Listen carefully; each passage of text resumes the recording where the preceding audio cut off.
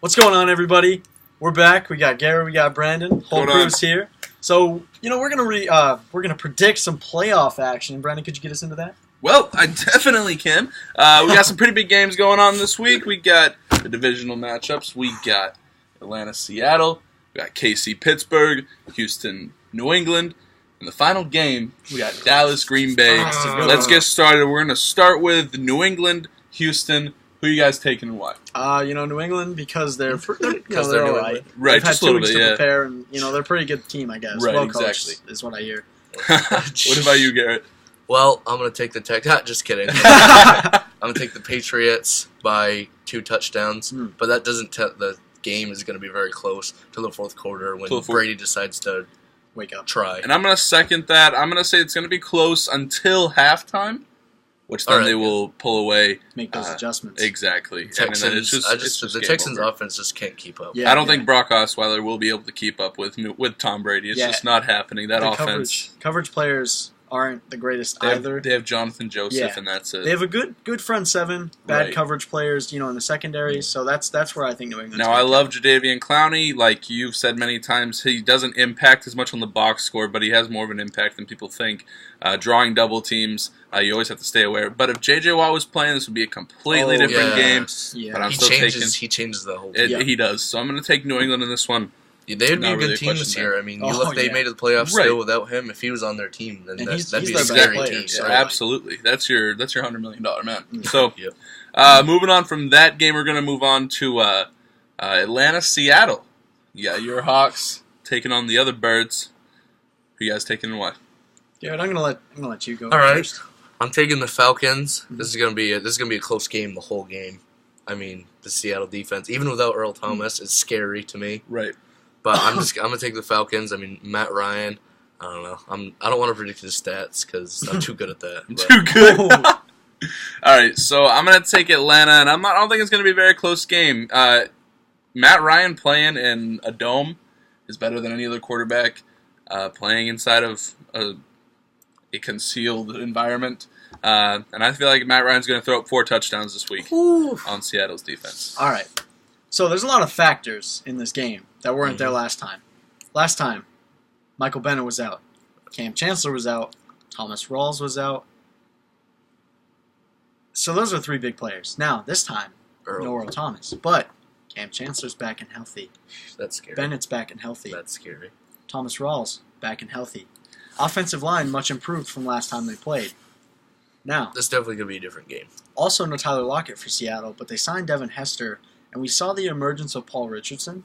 Yep. So there's a lot of big things going on in this game. Now, I've said many times, I don't think Seattle's going to win this game.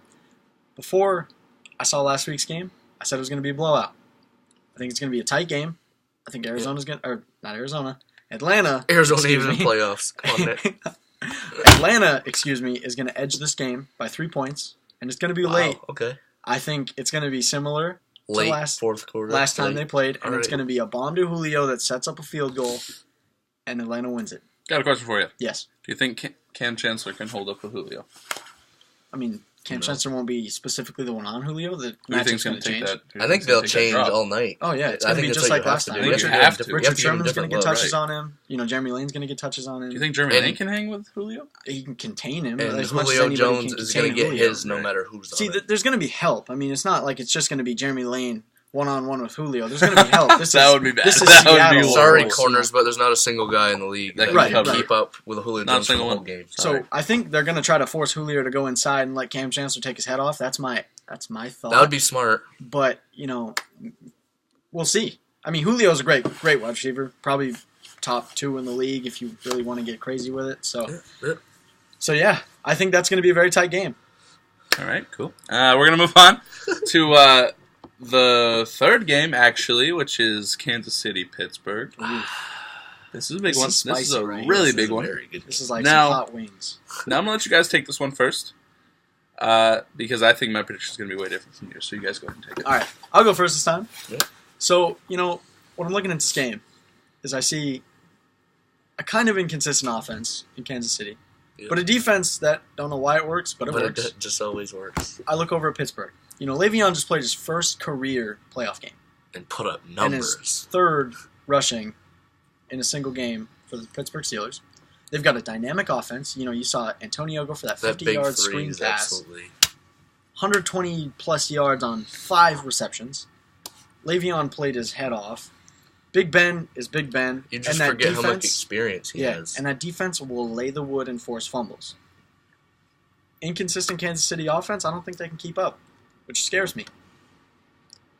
I'm gonna pretty much. I was gonna say the exact same thing as him. I just don't think Kansas City, that defense is gonna play good, but I don't think. I like Alex Smith. I like him, but I just don't think they're gonna be able to keep up. Yeah, there's only so much you can do against an offense like Right. Pittsburgh. So Wow. Well, I guess it's not going to change. I'm going to take Pittsburgh. I thought it was going to be completely different. I do want to take Kansas City, but the only problem I have is not so much the defense and not so much the playmaking of the offense. It's how consistent they will be throughout the game because they could obviously go out there and score every time, but the only problem I have is them doing it, every other drive. Right. Yeah, at least just putting 3 up. Pittsburgh's defense is no slouch. They really lay the wood on people. Like, yeah, Right, they'll exactly. hit you hard. We saw that with Miami. Right. So Yep. Sorry, Matt Moore. So on to the last game. We got the best game of the week. Again, Green Bay's headlining it. We got Green Bay in Dallas. Who you guys taking?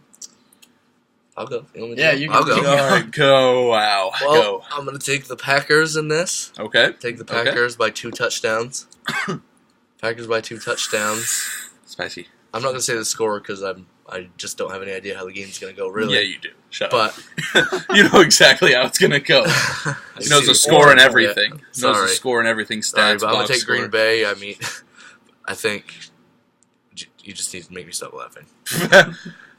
Green Bay's going to win by 2 touchdowns. Aaron Rodgers has been so hot, and with that defense, forcing fumbles and turnovers, you can't give, like Right, you said, exactly. you can't give Aaron Rodgers chances. And Or for he'll keep my scoring. prediction for Aaron Rodgers stats, he's going for 340 and 3 touchdowns. Fair enough. All right, you want the next one or? yeah, I'll take the next one. Okay. I think you can add to what I'm going to say here. Okay. So I look at Dallas, and I compare them to the team we just saw Green Bay dismantle. Yeah. The Giants. Yeah. What do the Giants not have that Green Bay has, or that the Cowboys have? Excuse me. They have 3 current and former 1,000-yard rushers. Alfred Morris and Darren McFadden being former, and one Mr. Ezekiel Elliott who's pretty darn good. He's pretty good. I guess. Right. That's what people tell me. So, Debatable. they've got 3 guys that have rushed for 1,000 yards at one point in their career. Fantastic offensive line and the ability to slow the game down. The Giants are a gunslinging offense. They just love to move the ball quickly. Which didn't work for him last week. Exactly. They were dropping balls. Then the clock stops. Right. You stop the clock against Aaron Rodgers, he's going to fly up the field, and he's going to put And throw Hail extremely Marys high in the end of the end numbers. zone. Yeah. At the Yeah, end of the he'll put half. extremely high numbers up on your team. Yeah. And that's going to be the difference. I think Green Bay is going to win this game. I said the winner of the Giants-Green Bay game is going to win the NFC. Yeah, I'm going to stick with that prediction. I'm going to move Green Bay to the final round. And I'm going to say it's close, though, because of the ability to slow the game down and Right. chew clock of Dallas. I'm going to triple that. I'm going to say Green Bay is going to win, but off of a completely different note. You guys want to know who my player of the week is going to be? It's not going to be a quarterback. It's not going to be a running back. It's not going to be a lineman. It's going to be this guy named Jared Cook. Ooh. Okay. Here we go. Okay. Barry Church. He's not a tall fella. No. Okay, not at all. Nope. He's not a fast guy either. No. And he's their free safety. And who goes on free safety? Where do free safeties go? To the tight ends. And what does Jared Cook do? Seam routes. That's all he does. Seam routes and little post routes. That's all he does. And he's a fast tight end. Don't He's a get pretty that fast guy. mistaken. He's quick. I'm going to say Jared Cook has over 50 receiving yards and hauls in 2 of those touchdowns. I like All that. right. I like That's what I'm that. going to say. I feel like Dallas really can't stop any tight ends that when they play them. So I'm going to take Green Bay. I'm going to say it's not going to be by 2 touchdowns. I think it's going to be by 10 points. All right. And I'm going to say it's going to be Dallas is going to come back from a 3-point deficit lead, 3 score. And at the end of the game, they're going to get an onside kick, and that's how the game's going to end. They're not going to be able to recover it. Okay. Green Bay will take that knee, and they'll move on to the NFC So I have Championship. a question for you guys.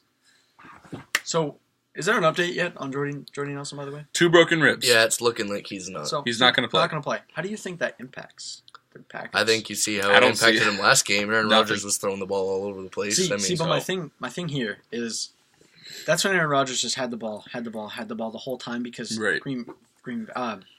Giants, excuse me, I am screwing this up. Giants couldn't move the ball. Right. So now you have an offense that can run the ball, pound the ball, hit that tight end, 2 good wide receivers, and a third that's pretty good. That offense is pretty complete. Mhm. As to where the Giants was very one-dimensional. Here we go. This is what you do. Jordan Nelson has 2 broken ribs, right? He's not going to play. Right. Christian Michael had 4.7 yards per rush last He week. looked good. You put him at running back. Move Mr. Ty Montgomery to where Devontae Adams was. Move Devontae Adams to the outside guy. Put Randall Cobb in the slot. Yeah. And you let Ty Montgomery make Do you his big hear all plays these when he weapons? catches it. This is without Jordy Nelson. Exactly. So you let That's Ty perfect. Montgomery catch, and you let Christian Michael take a little bit of heat off Aaron Rodgers. Now, don't get me wrong, Aaron Rodgers will have to throw the ball 35, 40 times this game to win. But you give Christian Michaels 10 carries, he gets 40, 50 yards. That's all you need. Chump change. Just lets Aaron Rodgers let him rest his arm real quick. Aaron Rodgers is going to have time to throw, just like last week as well. Even if the There were line plays- doesn't block, Yeah. he's going to have time to throw. There were plays he had like 10 seconds to get the ball off, Right. And that's just turns him up using his throwing feet. a 25 Yeah, yard ball. he has such Right. good feet. In the Yeah. ball. So, It's insane. He has good Very awareness. deceiving. Again, I want to take Dallas. I've rode them all year. I've said beginning of the year they were going to be good, but this is where the rookie wall smacks them. Green Bay, baby. Green Bay all the way. They're going to the Super Bowl. And we'll have the Championship Sunday recap for you guys coming up next week, but we're going to thank you for watching. And once again, we'll catch you guys next time.